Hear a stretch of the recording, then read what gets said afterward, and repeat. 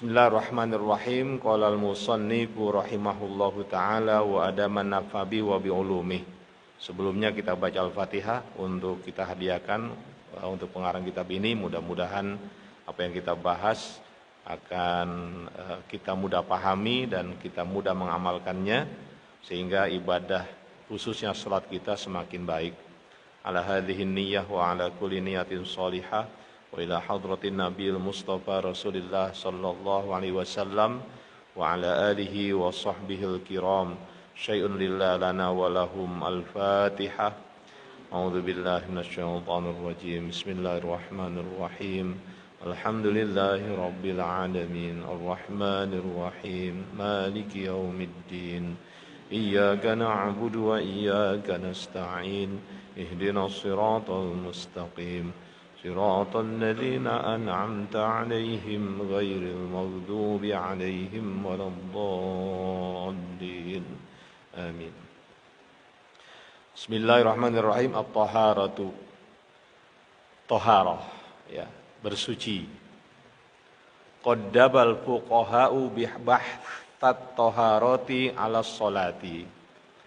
Semua ulama fikih, ya, mendahulukan membahas tentang toharoh dalam rangka untuk melaksanakan sholat.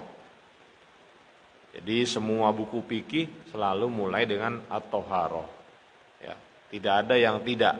Artinya seperti satu kesepakatan, ya. Padahal tidak ada yang namanya ketentuan bahwa menulis fikih dari toharoh. Itu tidak ada. Apalagi mencari petunjuk dari Quran, dari Sunnah, ya nggak ada, gitu ya. Yang letterlek bisa bicara masalah itu, ya. Nah di sini seluruh ulama fikih, ya, mendahulukan bahasan tentang toharoh dalam rangka untuk sholat. Ya. Alasannya apa? Li'anna toharota miftahus sholati. Karena toharoh itu merupakan kuncinya sholat. Berarti kalau kita sholat tanpa toharoh, ya tidak sah sholat kita. Nanti kan toharoh bukan hanya wudu, ya. Toharoh itu bukan hanya wudu.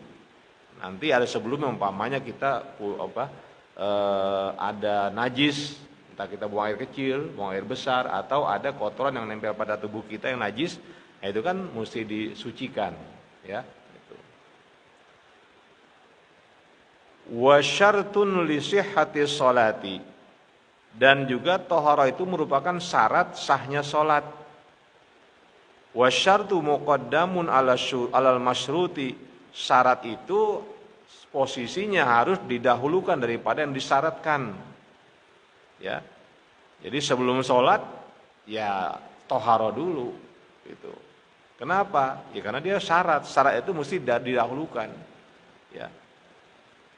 Qala alaihi salatu wassalam, Rasulullah SAW bersabda, miftahus sholati at-tuhuru. Kuncinya sholat adalah toharoh, bersuci. Itu kuncinya, ya. Tanpa itu nggak bisa. Wa tahrimuha at-takbiru.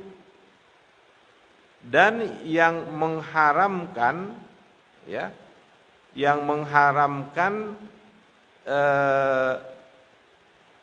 untuk semua hal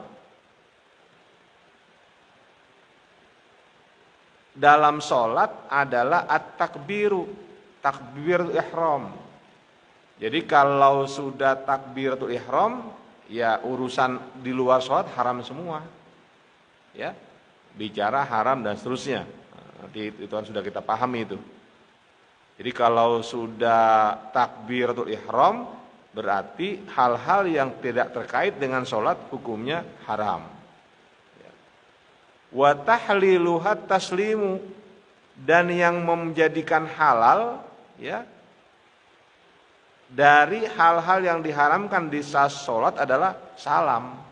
Kalau kita udah salam, ya, maka hal-hal yang tidak dibolehkan dalam sholat itu udah boleh. Yang tadinya haram sudah boleh. Ngomong boleh udah, gitu. Ya, bergerak banyak boleh dan seterusnya, gitu. Nah, kemudian ada hadis yang lain, at-tuhuru syatrul iman, ya. Kebersihan adalah sebagian daripada atau sebagian dari iman. Ya.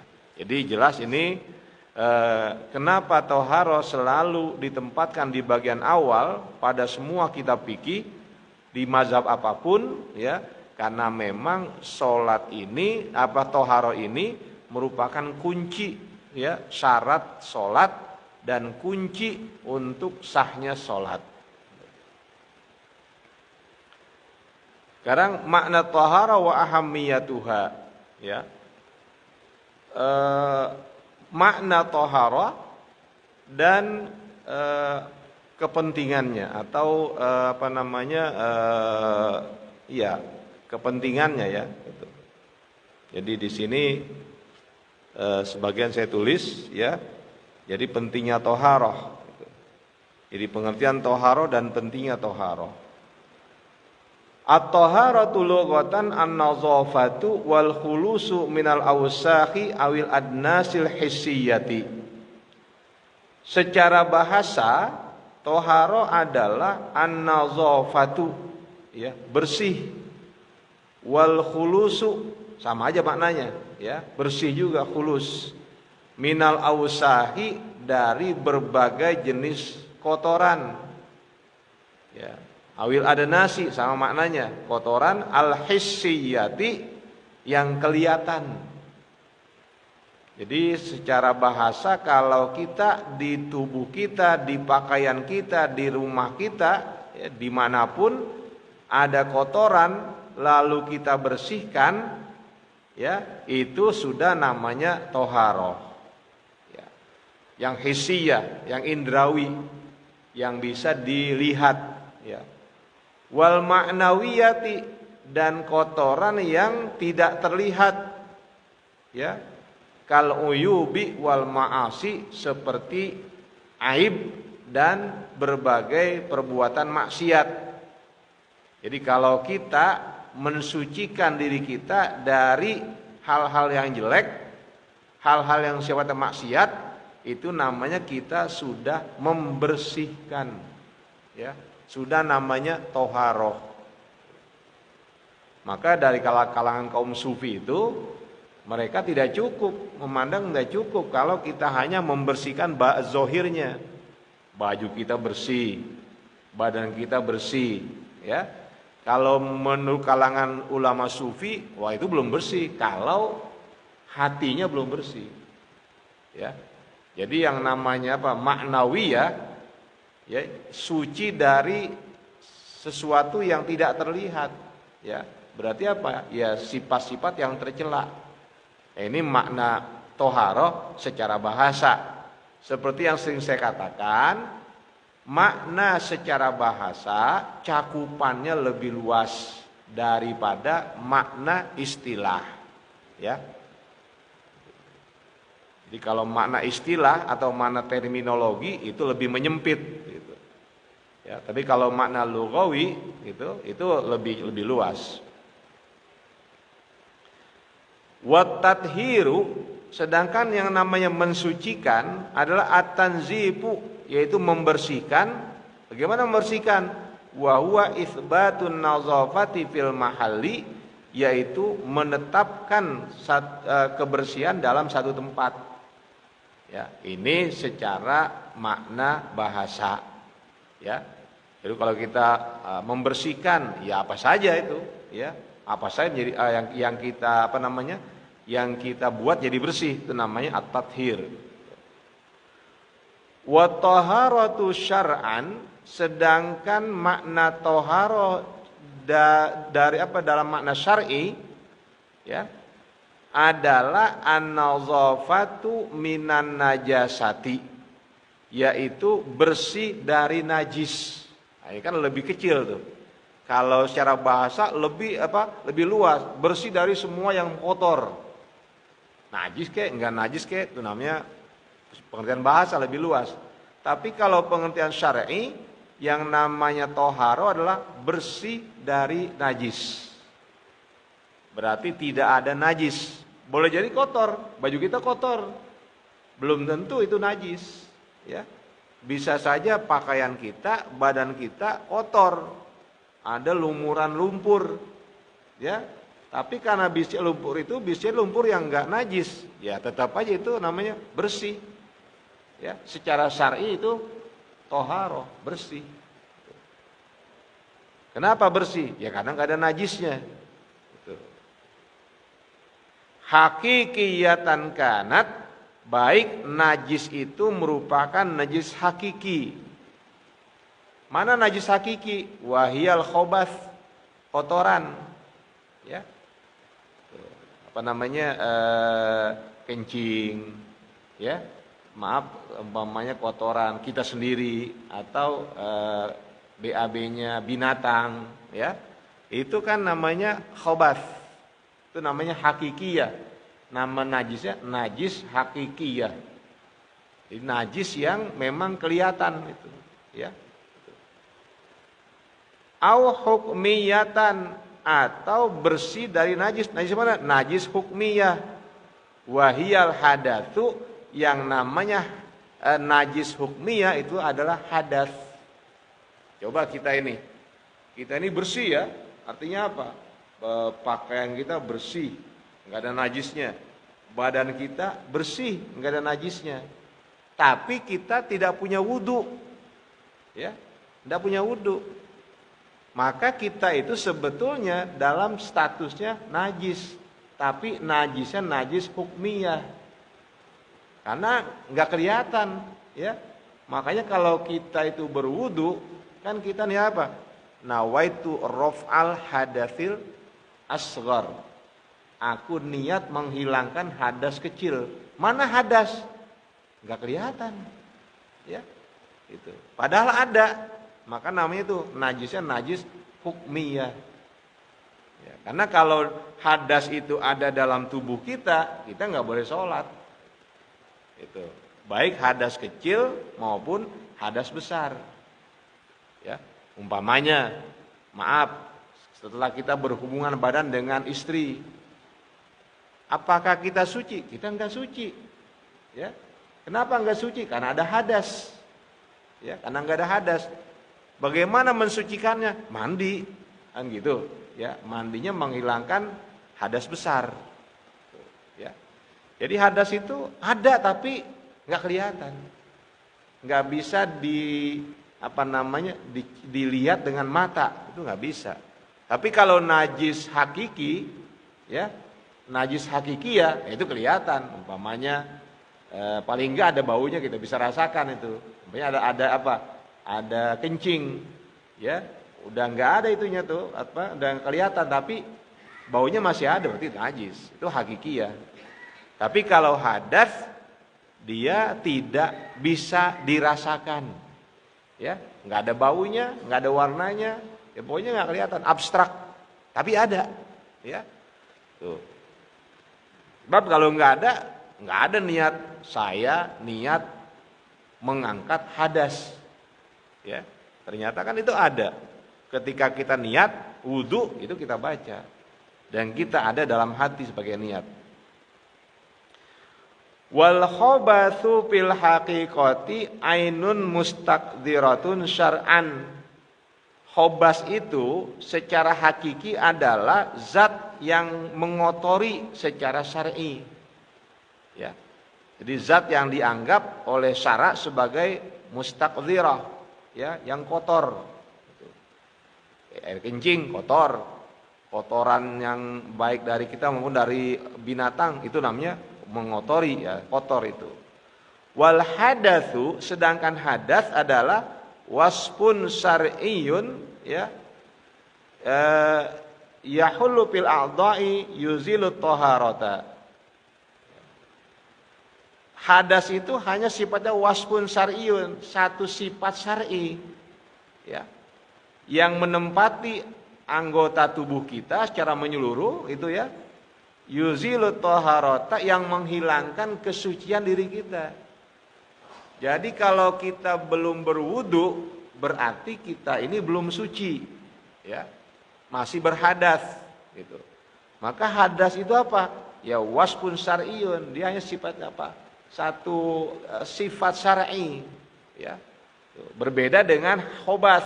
Kalau khobas emang kelihatan atau terlacak dari baunya mungkin. Itu namanya masih terlacak oleh panca indera kita. Ya, ada rasanya nih, itu masih terlacak namanya. Tapi kalau hadas nggak bisa dilacak oleh alat indera kita. Wa arrafan Nawawiyyu Asy-Syafi'iyyu at-Taharata, dan Imam Nawawi ya dari mazhab Syafi'i telah mendefinisikan toharo. Apa kata beliau? Bi annaha raf'u hadasin au izalati najisin, ya. Au izalatu najasin. Yang namanya toharo adalah mengangkat hadas atau menghilangkan najis. Itu namanya toharoh. Jadi kata Imam Nawawi, ya, toharo itu adalah mengangkat hadas atau menghilangkan najis. Au fi ma'nahuma wa ala suratihima, atau yang semakna dengan itu, ya.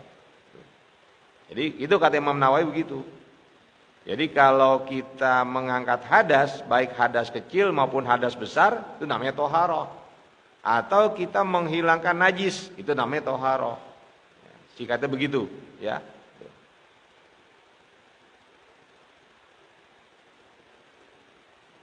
Nah maka dengan pengertian tersebut, ya, ini dalam definisi yang lain dalam mazhab Hanafiyah, ya, itu termasuk apa? Tayamum, mandi yang disunnahkan, kemudian memperbarui wudu, mandi yang kedua dan yang ketiga pada saat berhadas dan najis, ya, kemudian mengusap telinga, berkumur, ya, itu termasuk apa? Nawafil toharoh, hal-hal yang disunahkan dalam toharoh. Jadi banyak itu, ya. Dengan makna toharoh, ya, diperluas lagi oleh imam yang lain, ya, yang mencakup tayamum, kemudian mandi-mandi disunahkan, memperbarui wudu. Nah ini memperbarui wudu termasuk toharo juga, ya, karena niatnya juga sama. Maksudnya memperbarui wudu gini Pak, kita masih punya wudu dari maghrib, ya, terus bertahan masih punya wudu, jelas belum batal. Kemudian ketika masuk sholat isya kita wudu lagi, sunnah, ya, walaupun belum batal. Itu namanya tajdidul wudu, memperbarui wudu, ya. Ada pahalanya enggak? Ada, itu, ya, ada pahalanya.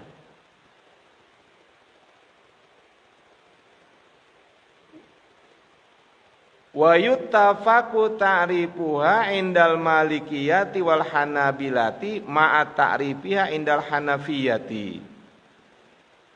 Di kalangan ulama Malikiyah dan ulama Hanabilah, ya, pengikut Imam Hambali, mereka itu bersepakat tentang definisi toharo indal hanafiyati yang sama dengan definisinya kalangan Hanafiyah.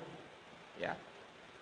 Jadi kalau tadi Imam Nawawi dari Syafi'iyah mendefinisikan, ya, toharo adalah mengangkat hadas atau menghilangkan najis.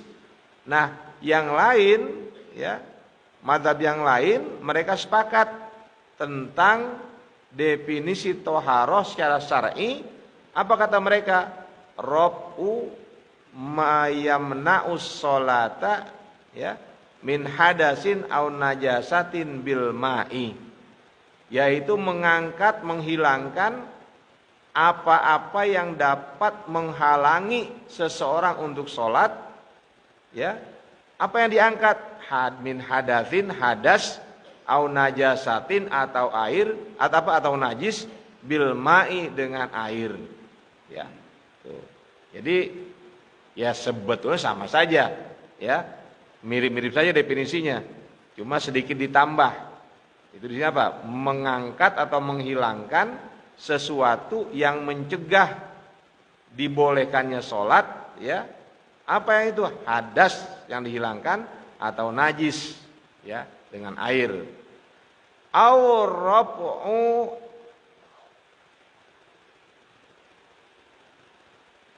rafa'a hukmahu, atau mengangkat hukum, ya, atau mengangkat hukumnya, gitu.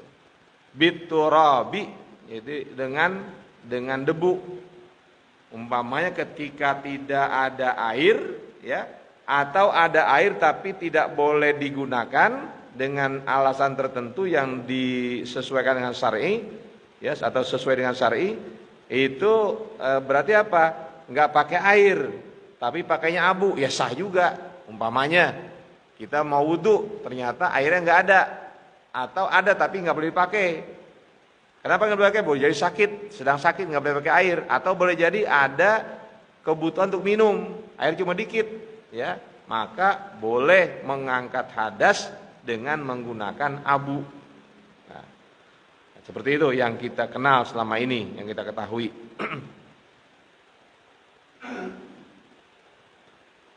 Nah, dengan demikian, ya, dari definisi toharoh tersebut, maka kita bisa membagi toharoh menjadi dua macam. Yang pertama namanya toharotu hadatsin, jadi bersuci dari hadas, ya, itu khusus ada di badan saja. Hadas itu nggak kelihatan, adanya cuma di badan. Di baju nggak ada hadas, di kain nggak ada hadas, di celana nggak ada hadas. Hadas itu hanya ada di badan kita. Di mana adanya? Ya di semua bagian badan, ya, di seluruh bagian badan itu ada hadas. Itu namanya toharatu hadatsin, bersuci dari hadas. Wa toharatu khobatsin, dan bersuci dari kotoran. Di mana adanya? Di badan, di pakaian, di tempat. Karena biasanya kotoran itu di situ kan. Umpamanya tadi saya katakan ada umpamanya tahi binatang, bisa jadi ada di badan kita, ada di pakaian kita, ada di tempat kita, gitu ya. Mungkin di ubin atau di mana. Itu namanya bersuci itu dari khobath, ya, dari khobath. Nah, terkait dengan bersuci dari hadas itu terbagi, ya, menjadi tiga. Yang pertama namanya hadas kubro, yaitu mandi, ya. Jadi cara menghilangkannya dengan mandi, karena itu hadasnya hadas kubro. Wasugro, dan hadas yang kecil, dengan apa? Dengan wudu, ya. Wa badalu minhuma, dan ganti daripada air, ya. Wa tayammum, ya, tayamum. Dengan demikian yang namanya mengangkat hadas besar, ya, hadas besar itu diangkat dengan cara tiga. Satu dengan mandi, kalau itu hadas besar. Dua dengan wudu, kalau itu hadas kecil. Atau tiga dengan tayamum, kalau tidak ada atau tidak boleh menggunakan air ketika akan mengangkat hadas besar maupun hadas kecil, ya. Jadi kalau ada orang umpamanya setelah berhubungan badan itu, ya, ternyata dia nggak boleh pakai air karena kondisinya sedang sakit umpamanya, kalau menggunakan air itu akan membahayakan dirinya, ya dia tayamum saja sudah jadi, ya. Jadi itu tayamum. Kan ini satu peristiwa pernah terjadi itu zaman Rasul. Ketika ada yang terluka di bagian kepala, ya, kemudian dia harus mandi wajib, maka kata temannya ketika ditanya, ya harus mandi, maka dia mandi, ya, seperti biasa. Maka setelah mandi terjadi sakitnya makin parah sampai meninggal, ya. Lalu diadukan pada Nabi. Nah ini disalahkan, kenapa? Bukan begitu caranya, ya. Kalau memang tidak boleh menggunakan air, ya tayamum walaupun itu hadas besar, ya, sudah jadi begitu. Wa taharatul khabathi salasun. Cara untuk mensucikan dari khobath, kotoran, ada cara tiga. Ada tiga caranya. Yang pertama ghuslun, dengan cara dibasuh. Yang kedua wa mashun, dengan cara di apa? Disapu, diusap, ya, disapu. Ya. Kemudian yang ketiga wa nadhun, dicipratkan. Kan ada itu anak kecil yang belum makan apa-apa, anak laki-laki. Anak laki-laki dia belum makan apapun, masih bayi itu. Ya, kemudian dia pipis. Itu kan menghilangkan, cukup dipercikan saja. Ya. Karena ini hadasnya hadas mukhaffafah. Ya. Kalau dia hanya minumnya ASI saja, enggak makan yang lain. Maka paling gampang itu ngilangin khobathnya. Cukup dicipratkan air jadi. Ya, tapi kalau sudah makan ini itu ya itu harus disiram ya, disiram gitu. Kalau anak perempuan nggak peduli, anak perempuan, bayi perempuan mau hanya ASI saja tetap aja dia harus dibasuh ya. Gitu. Kalau kena pakaian dan sebagainya. Nah, sekarang kita lihat apa sih kepentingan bersuci. Kenapa agama kita ini begitu sangat menekankan masalah bersuci. Nah, di sini pengarang mengatakan litoharoti ahamiyatun kabiratun fil islami. Toharo itu ya penting, memiliki kepentingan yang besar dalam agama Islam. Jadi kedudukan toharo itu dalam agama kita sangat penting, sangat urgen. Sawaun akanat hakikiyatan wahya toharat taubi wal badani wa makanis sholati minan najasa. Baik ya, itu merupakan yang sifatnya hakikiyah, ya toharo hakikiyah, yaitu membersihkan pakaian, badan, tempat sholat dari najis, ya,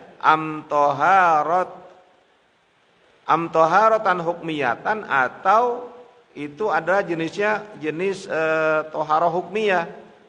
Wa ya toharatu a'dha'il wudu'i minal hadathi wa toharatu jamil a'dha'il zahirati minal janabati, yaitu mensucikan seluruh anggota tubuh, seluruh anggota wudu dari hadas, dan mensucikan semua badan ya dari janabah. Kan kalau hadas kecil yang dibasuh atau yang dibersihkan cuma wajah gitu kan ya, 2 tangan, sebagian kepala, kemudian kaki, hanya itu ya, hanya 4 saja kan. Jadi wajah, kemudian 2 tangan, kemudian sebagian kepala, lalu kaki. Itu untuk menghilangkan hadas kecil yang namanya wudu.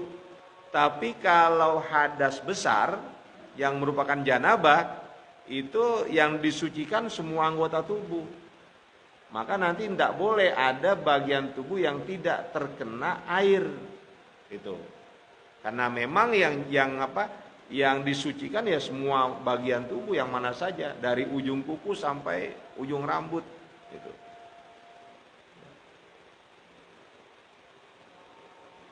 Nah, di samping itu bersuci ini sangat berkaitan dengan kebersihan dan kesehatan. Baik kebersihan diri kita ataupun kebersihan lingkungan kita. Pokoknya prinsipnya apa? Islam itu bersih. Kalau kotor kurang layak disebut sebagai Islam, itu kan ya. Harus bersih gitu. Makanya dulu pernah seorang ulama Mesir ya, beliau mengatakan, saya melihat umat Islam di Mesir, di Kairo gitu ya, tapi saya tidak melihat Islam di Kairo. Tuh kan beliau tuh. Saya melihat, yang kedua, saya melihat Islam di Paris, tapi saya tidak melihat umat Islam di Paris. Itu kritik beliau. Kenapa? Karena waktu itu di zaman beliau hidup, ya beliau itu ulama Azhar, beliau mengatakan di bawah apa? Itu Kairo kotor bener, berdebu, kotor, kumuh, gitu ya. Sementara di kota Paris, ya dia melihat bersih bener. Ya, jadi kata apa ya? Saya melihat Islam di Paris, tapi saya nggak menemukan umat Islam di sana. Tapi saya menemukan umat Islam di Kairo, tapi saya tidak menemukan Islam di Kairo. Ya, itu ya kritik juga emang.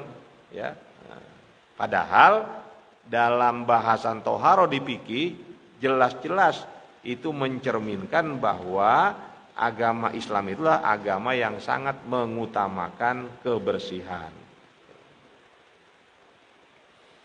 Kan unik tuh Pak, di kita kan ada tulisan an-nazafatu minal iman, itu kan hadis Rasul. Kebersihan adalah bagian dari iman, dipasang di dekat kamar mandi. Tapi kamar mandinya kotor, ya. Jadi jargonnya bagus, tapi aplikasinya, penerapannya lemah, gitu. Ya. Oke, yang terakhir. Syarat wajib toharo, surutu wujubit toharo, syarat wajib toharo. Ya. Yang pertama Islam, ya, Islam itu hanya orang Islam yang terkena kewajiban untuk bersuci. Ya. Orang kafir nggak wajib, orang kafir habis janabah ya nggak wajib dia untuk toharo. Tapi dalam hal ini sebagian ulama juga berbeda pendapat. Kenapa? Ada yang mengatakan bahwa ini jumhur ulama orang kafir pun wajib terkena kewajiban. Dia terkena khitab hukum. Toharo, sholat, puasa, semua ibadah itu orang kafir tetap terkena kewajiban. Maka kata jumhur ulama, ini mereka nanti di hari kiamat disiksa dengan dua dosa. Yang pertama dosa tidak beriman kepada Allah, yang kedua dosa tidak melaksanakan ibadah kepada Allah. Ini jumhur ulama, ya. Maka siksa mereka itu siksanya dua, ya. Jadi siksa meninggalkan keimanan dan siksa karena mereka meninggalkan kewajiban-kewajiban. Tapi kalau kata ulama Hanafiyah enggak, ya mereka itu siksa cuma satu. Apa? Tarkul iman, enggak beriman. Ya, adapun mengenai wudu, mandi wajib, sholat, puasa itu menurut Hanafiyah mereka enggak wajib. Ya, mereka enggak wajib. Tapi bagi Imam Syafi'i lebih ketat lagi. Ya, umat Islam yang murtad kemudian dia kembali masuk menjadi Islam, itu harus mengkodok semua yang wajib yang pernah dia tinggal selama murtad. Sholatnya kodok, puasanya dikodok, ya itu mesti dikodok wajib. Nah, imam yang lain makan oh enggak, kalau orang udah masuk Islam ya udah selesai, gitu ya. Nah, itu menurut mazhab yang lain. Tapi dalam mazhab Syafi'i jelas bahwa orang yang murtad kemudian dia kembali kepada Islam, maka selama kemurtadannya tersebut wajib dikodok, ya ibadah-ibadah wajibnya. Itu yang pertama ya, Islam. Yang kedua al-aqlu, ya berakal. Maka orang yang gila, al-majnun wal mughma alai, orang yang ayan kalau belum sembuh yang gak wajib toharo. Ya, kalaupun mereka umpamanya orang gila habis buang air dia nggak cebok, yang nggak dosa, karena nggak wajib, gitu. Ya, mereka nggak ada kewajiban. Tapi orang yang mabok nggak gugur kewajiban kewajiban toharohnya, dia tetap toharoh. Ya. Yang ketiga al-bulugu, baligh. Jadi orang yang baligh, ya itu yang dianggap sah toharohnya. Ya. Berapa alamat balik? Ada 5. Yang pertama mimpi basah. Itu balik gitu. Jadi kalau mimpi basah, balik umur berapa kek? Itu ya. Yang kedua, sudah tumbuh rambut. Rambut bagian tertentu tuh, ya. Udah mulai tumbuh rambutnya tuh, bagian kemaluan, tumbuh rambut. Berarti itu udah tanda-tanda balik. Kemudian yang ketiga, head bagi perempuan, ya. Head. Berikutnya hamil. Itu kalau udah bisa hamil berarti ya udah balik gitu ya. Kemudian sudah masuk usianya. Berapa usia balik? Beda-beda. Ada yang bilang 15 tahun, itu kalangan Syafi'iyah bilang 15 tahun udah mimpi kek, udah atau belum, udah kalau lebih jelas. 15 tahun belum mimpi, udah. Itu udah balik, ya. Walaupun belum mimpi atau belum mimpi juga, belum tumbuh rambut juga di bagian tertentu, itu udah balik. Kenapa? Udah 15 tahun. Ada lagi pendapat yang lemah 17 tahun. Ya, 17 tahun balik itu. Wah, udah tua banget itu. Ya, jarang-jarang tuh umur 17 belum head. Atau umur 17 belum tumbuh rambut tertentu. Atau umur 17 belum belum mimpi. Jarang gitu, ya. Adapun menurut Imam Abu Hanifah usia balik itu 18 tahun. Berarti kalau belum ngimpi, ya, belum ada tumbuh rambut bagian tertentu, ya, belum haid kalau perempuan, ya, kemudian umurnya belum 18 gitu ya, itu masih belum balik. Kalau udah 15 tahun gitu, belum balik. Ini menurut Imam Abu Hanifah. Jadi beliau membatasi sampai 18 tahun. Maka bagi anak kecil nggak wajib dia toharo. Dia sholat nggak pakai toharo jadi aja. Anak baru berapa? 7 tahun, ya, dia belum balik, dia sholat, ya, tanpa bersuci, ya boleh aja, ya, karena memang dia belum terkena kewajiban untuk bersuci. Tuh. Tapi hati-hati kalau anak laki yang belum khitan.